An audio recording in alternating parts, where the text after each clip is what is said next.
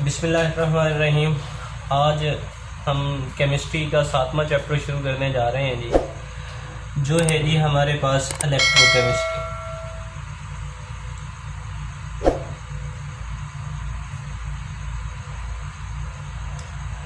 Electrochemistry की अगर हम वैसे ही मीनिंग की तरफ आएँ तो यहाँ से इलेक्ट्रोकेमिस्ट्री जो है वो दो वर्ड्स का मजमूआ है, इलेक्ट्रो और केमिस्ट्री। जैसा कि हम सब जानते हैं कि इलेक्ट्रो का मतलब है जी चार्ज, और केमिस्ट्री हम केमिकल रिएक्शन की तरफ मैं इसको लिखूंगा जी कि केमिस्ट्री से मुराद यहाँ पर हम ले रहे हैं जी केमिकल रिएक्शन, यानी चार्जेस के केमिकल रिएक्शन जो है वो किस तरह से होते हैं। अगर हम चार्जेस के ऊपर आए, चार्जेस की बात करें तो चार्ज जब फ्लो करता है जी, तो चार्ज के फ्लो करने से प्रोड्यूस होती है इलेक्ट्रिसिटी।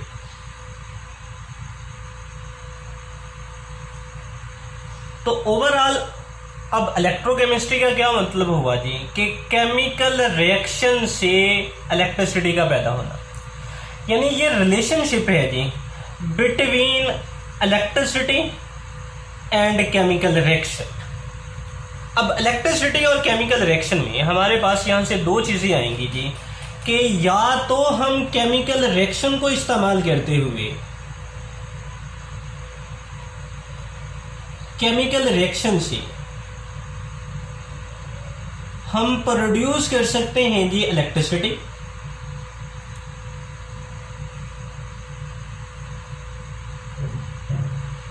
और या हम इलेक्ट्रिसिटी से को इस्तेमाल करते हुए करवाएंगे जी केमिकल रिएक्शन।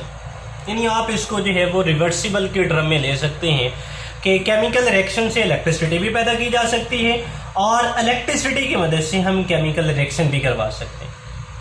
अब फर्दर अगर हम इन दोनों कैटेगरीज को करें कि अगर हम करवाने जा रहे हैं केमिकल रिएक्शन से इलेक्ट्रिसिटी प्रोड्यूस, तो ये होगा जी स्पॉन्टेनियस रिएक्शन।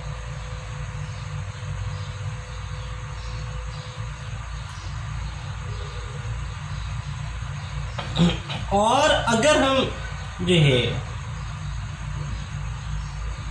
हम इलेक्ट्रिसिटी की मदद से केमिकल रिएक्शन करवाएंगे तो ये होगा जी नॉन स्पॉन्टेनियस रिएक्शन।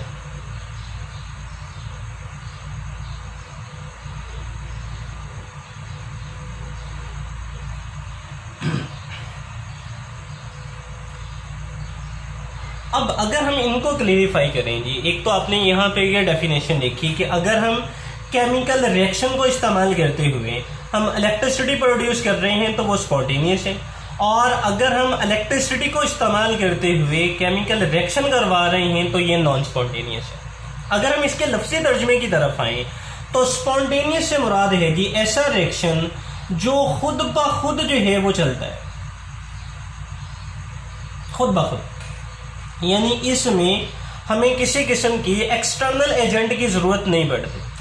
जबकि नॉन स्पॉन्टेनियस रिएक्शन वो होगा जिसमें हमें ज़रूरत पड़ेगी जी एक्सटर्नल एजेंट की।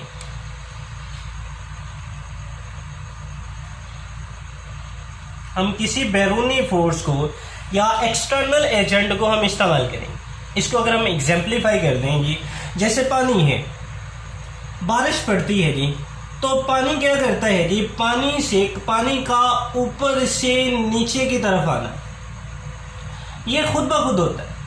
हम किसी किस्म की फोर्स नहीं लगाते। बारिश पड़ रही है, पानी ऊपर से खुद ब खुद नीचे की तरफ जो है वो आ रहा है।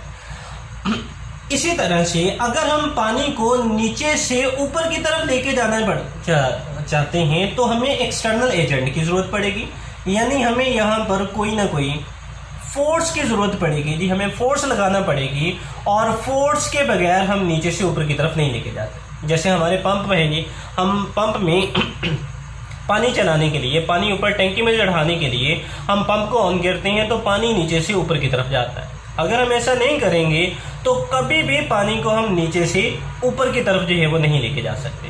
अगर मज़ीद मैं इनको क्लियरिफाई करता चला जाऊं तो मैं ये कह सकता हूं कि जो स्पॉन्टेनियस रिएक्शन है या ऑलमोस्ट जितने भी स्पॉन्टेनियस रिएक्शन हैं ये सारे के सारे जो हैं वो नेचुरल होते हैं, यानी कुदरती अवामल जितने भी हैं ये स्पॉन्टेनियस हैं।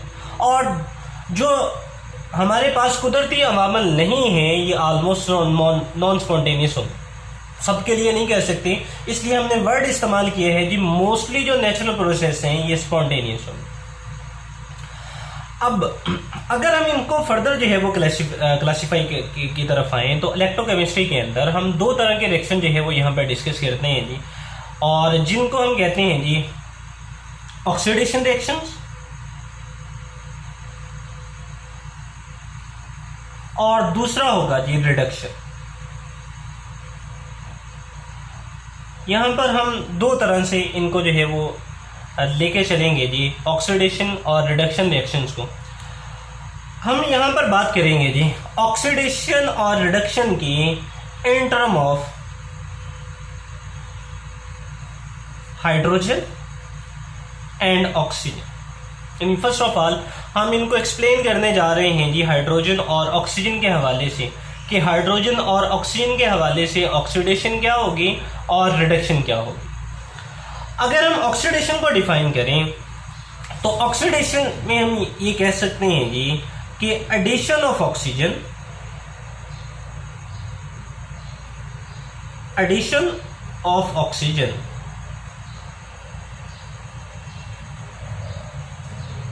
ये हमारे पास होगी जी ऑक्सीडेशन, या दूसरे टर्म में इन टर्म ऑफ हाइड्रोजन हम बात कर सकते हैं जी रिमूवल ऑफ हाइड्रोजन।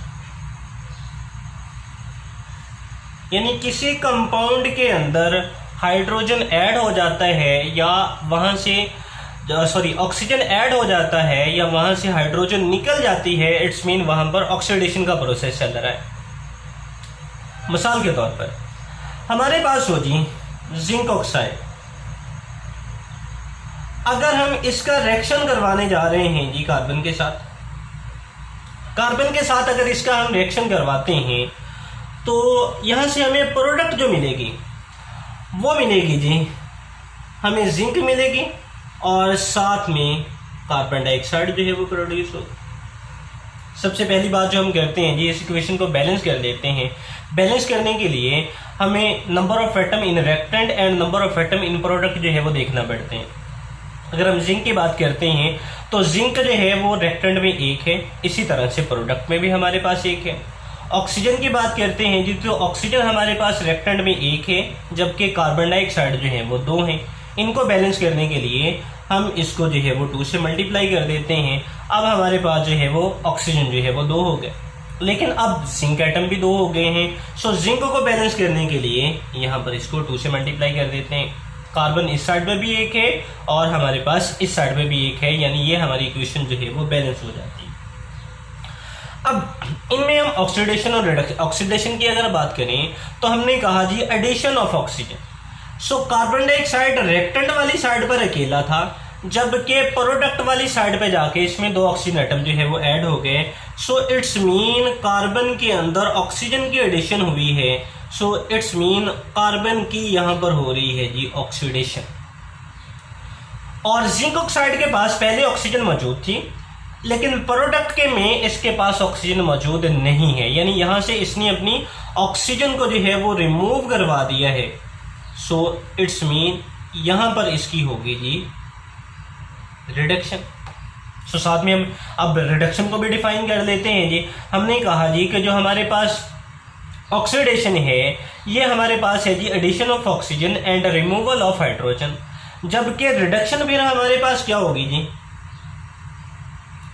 इन्हीं टर्म्स को अगर हम उल्ट कर दें तो वो हम जो है वो यहाँ से रिडक्शन को कर सकते हैं, डिफाइन कर सकते हैं जी। लाइक यहाँ पर हमारे पास रिडक्शन क्या होगी जी, removal of oxygen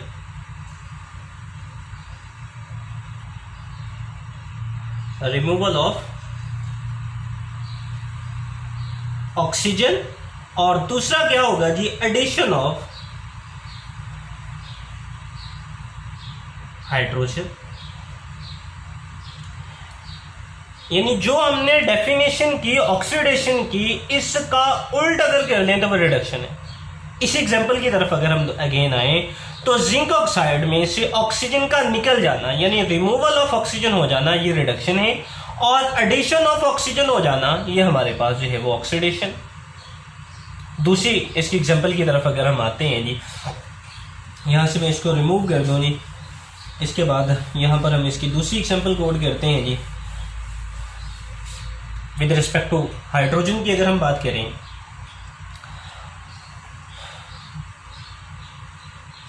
hydrogen sulphide, इसका अगर हम रिएक्शन करवाते हैं जी क्लोरीन के साथ Cl2, जब ये इसके साथ आकर रिएक्शन करती है तो यहाँ से हमें जो प्रोडक्ट मिलेगी वो मिलेगी जी सल्फ़र, और प्लस जो है वो हमें यहाँ से हासिल होगा जी HCl।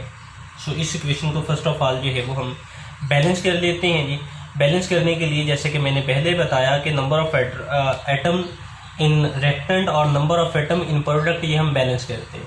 हाइड्रोजन की अगर बात करें तो हाइड्रोजन के 2 एटम इस साइड पे हैं, जबकि इस साइड पर जस्ट हाइड्रोजन का 1 एटम है। सो बैलेंस करने के लिए यानी 2 एटम करने के लिए हम इसको 2 से मल्टीप्लाई कर देते हैं। सो हमारे पास नंबर ऑफ हाइड्रोजन जो है वो बैलेंस हो गया। सल्फर की बात करें, 1 सल्फर इस साइड पर है, 1 ही सल्फर इस साइड पे है। अगर क्लोरीन की बात करें तो 2 क्लोरीन इस साइड पे हैं, सो ये 2 इस क्लोरीन के साथ भी आकर मल्टीप्लाई होगा, सो 2 ही क्लोरीन जो है वो इस साइड पर होंगे। सो ये हमारी इक्वेशन जो है वो बैलेंस हो जाती है जी। अब अगर हम इसमें देखें जी कि ऑक्सीडेशन का कौन से एलिमेंट की हो रही है और रिडक्शन जो है वो कौन सी एलिमेंट की हो रही है। सो यहाँ से अगर हम देखें तो हाइड्रोजन विद रिस्पेक्ट टू, अब हाइड्रोजन बात कर रहे हैं, यहाँ पर हाइड्रोजन के 2 एटम हैं, किसके साथ अटैच हैं जी सल्फर के साथ। जब हम प्रोडक्ट पे जाते हैं तो ये दोनों के दोनों हाइड्रोजन एटम जो है वो यहाँ से रिमूव हो जाते हैं। और हमने डेफिनेशन क्या की जी, अगर हम यहाँ पे आए तो रिमूवल ऑफ हाइड्रोजन, सो यहाँ से सल्फर से रिमूव हो रहे हैं हाइड्रोजन, सो इसकी क्या हो रही है जी, यहाँ पर इसकी हो रही है जी ऑक्सीडेशन, जो कि हमने ऑक्सीडेशन की डेफिनेशन में कहा। दूसरा है जी हमारे पास क्लोरीन। क्लोरीन इस साइड पर अकेली है जी, यानी Cl2 फॉर्म में है, और इस साइड पर जाके इसमें 2 हाइड्रोजन एटम जो है वो आकर ऐड हो जाते हैं। सो हमने यहाँ पर दूसरी डेफिनेशन क्या की जी, addition of hydrogen is called oxidation. So हम addition of hydrogen is called reduction. So ये हमारे पास जो है वो इसकी रिडक्शन हो जाती है। सो इस वे के अंदर इन टर्म ऑफ ऑक्सीजन और हाइड्रोजन हम इनको डिफाइन कर सकते हैं या इनको फर्दर एग्जाम्पलीफाई कर सकते हैं जी कि एडिशन ऑफ ऑक्सीजन जो कि हमने यहाँ पे कहा एंड रिमूवल ऑफ हाइड्रोजन ये हमारे पास ऑक्सीडेशन है। अगर इन्हीं को उल्ट कर दें यानी removal of oxygen and addition of hydrogen ये हमारे पास जो है वो रिडक्शन होगी। मजीद एग्जाम्पल 1-2 कोट कर लेते हैं जी। लाइक हमारे पास हो जी कॉपर ऑक्साइड। कॉपर ऑक्साइड को अगर हम रिएक्शन करवाते हैं जी इसका मैग्नीशियम के साथ, मैग्नीशियम के साथ अगर हम इसका रिएक्शन करवाएं तो ये हमारे पास जो है वो कुछ इस तरह से प्रोडक्ट इसकी बनेगी। यहाँ से हमें जो है वो कॉपर हासिल होगा और साथ में हमें जो है वो हासिल होगा जी मैग्नीशियम ऑक्साइड। अब यहाँ पर क्या हो रहा है जी कि कॉपर के साथ फर्स्ट ऑफ ऑल ऑक्सीजन मौजूद था, सो यहाँ से अब प्रोडक्ट वाली साइड पे इसमें से ऑक्सीजन निकल गया यानी रिमूवल ऑफ ऑक्सीजन हुई, और रिमूवल ऑफ ऑक्सीजन हमारे पास क्या है जी रिडक्शन। और मैग्नीशियम इस साइड पर अकेला था जबकि इस साइड पर जाकर इसमें ऑक्सीजन एटम ऐड हो गया, सो इट्स मीन इसकी क्या हो रही है जी, इसकी हो रही है जी ऑक्सीडेशन यानी एडिशन ऑफ ऑक्सीजन हो रही है। अब दोनों को इकट्ठा कर लेते हैं जी। एक एग्जांपल के अंदर हम विद रिस्पेक्ट टू हाइड्रोजन भी बात कर लेते हैं और विद रिस्पेक्ट टू ऑक्सीजन भी बात कर लेते हैं। मीथेन गैस हमारे पास है जी CH4। जब इसको जलाया जाता है in the presence of oxygen यानी इसकी कंबस्शन होती है, सो कंबस्शन के नतीजे में हमारे पास बनती है जी कार्बन डाइऑक्साइड और प्लस वाटर वेपर्स प्रोड्यूस होते हैं और साथ में लार्ज अमाउंट ऑफ हीट जो है वो यहाँ से प्रोड्यूस होती है। अब इस सबसे पहले इस इक्वेशन को बैलेंस करते हैं जी। बैलेंस करने के लिए जैसे हम पहले से कहते आ रहे हैं कि number of atom in reactant और number of atom in product हमने इसको बैलेंस करना होता है।